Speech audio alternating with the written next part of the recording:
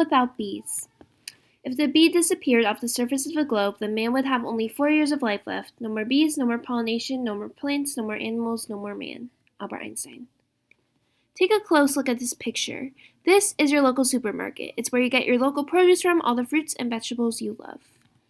Now look at this picture. Your supermarket is barren with only a few options of produce. Apples, onions, avocados, carrots, mangoes, lemons, limes, honeydew, to name a few, are all reliant on the pollination that bees do. Bees pollinate over $20 billion worth of crops each year. About 1/3 of all crops, including almost all fruits and non-grain vegetables, are pollinated by honeybees. It's not just produce either. Without bees, we'd have no coffee, no cotton, no chocolate, and no agricultural industry. Bees also keep us healthy and strong by keeping toxins out of the air and collecting propolis from trees, a resin known to boost the immune system and act as an antibiotic since the Egyptian ages. So let's take a closer look at why bees are vital to us humans. So what happens without any bees? Well, to start, remember all the food items I mentioned earlier, they're gone. And with the disappearance comes a monetary loss of over $14 billion in the United States alone. Never thought bees contributed that much to the economy, huh? Not to mention your salad is now looking a lot less, salady. As far as crops go, you are now mostly left with corn, wheat, and oats, because these crops are pollinated by the wind. And also, you can say goodbye to any cotton clothes you have, because cotton plants also have to be pollinated. Cotton makes up about 40% of the world's fibers and makes up your jeans, bed sheets, t-shirts, underwear, and more. And this is serious because I just started getting into skinny jeans and I don't want them taken away from me. You can see, bees are very vital to human lives.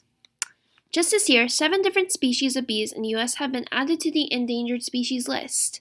Beekeepers lost 44.1% of their colonies between 2015 and 2016. This rate is closest to the highest annual loss rate in 2012 to 2013. And as you can see, while the numbers of casualties decreased, we are still almost at the all-time high of colony loss. Over the years, researchers have observed a phenomenon known as colony collapse disorder, where entire colonies suddenly disappear and leave the queen behind. Many of them ended up dead. So let's see what it's caused by. Pesticides, for one. Neonicotinoids are the common bee killer, and they kill the bees that are exposed to them on the different plants bees are pollinating. Monsanto puts these out. While these are banned in the European Union, they have not yet been banned in the US. Another is the varroa mite. The varroa mite finds itself on the adult bee and leads to disease and the spread of further parasites into the hive. Also, climate change. As you can see in this picture, as temperatures grow warmer, instead of migrating north like all the other species do, bees simply condense themselves to the southern region, leaving them without as many habitats as before, so they can't find as many places to reside. Another is improper hive removal. Many people call exterminators that kill the bees instead of beekeepers that will safely relocate them. So what are the solutions? Ban the pesticides, plant more wildflowers.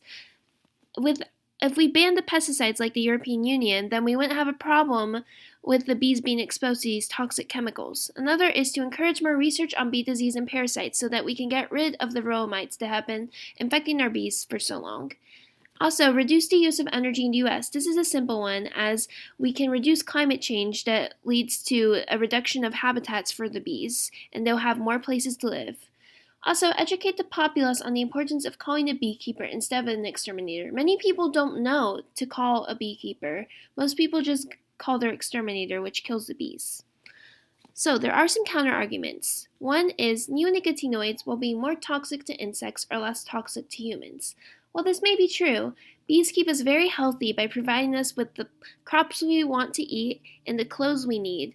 Also, they keep toxins out of the air, so ultimately bees keep us stronger, and although there might be chemicals we're exposed to, the bees keep our air healthier.